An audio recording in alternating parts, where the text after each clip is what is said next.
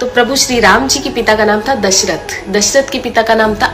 अज के पिता का नाम था नाभाग, नाभाग के पिता का नाम था ययाति, ययाति के पिता का नाम था नहुष, नहुष के पिता का नाम था अम्बऋषि, अम्बऋषि के पिता का नाम था प्रशुश्रुक, प्रशुश्रुक के पिता का नाम था मरु, तो मरु के पिता का नाम था शिग्रक, शिग्रक के पिता का नाम था अग्निवर्ण, अग्निवर्ण के पिता का नाम था सुदर्शन, सुदर्शन के पिता का नाम था शंखण, शंखण के पिता का नाम था प्रवड्ड, प्रवड्ड के पिता का नाम था अंशुमन, अंशुमन के पिता का नाम था दिलीप,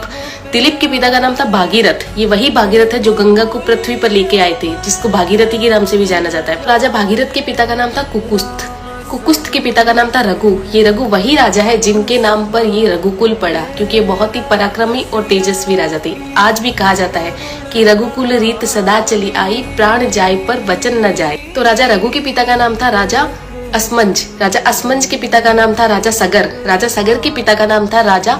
असित, राजा असित के पिता का नाम था राजा भरत, राजा भरत के पिता का नाम था ध्रुव संधि, राजा ध्रुव संधि के पिता का नाम था राजा सुसंधि, राजा सुसंधि के पिता का नाम था राजा मानधाता, मानधाता के पिता का नाम था युवानाश्री, युवानाश्री के पिता का नाम था दुंदुमार, दुंदुमार के पिता का नाम था त्रिशंकु, राजा त्रिशंकु के पिता का नाम था राजा पृथु, राजा पृथु के पिता का नाम था अंडरण्य, अंडरण्य के पिता का नाम था राजा बाण, राजा बाण के पिता का नाम था विवस्वान, राजा विवस्वान के पिता का नाम था राजा मनु, राजा मनु के पिता का नाम था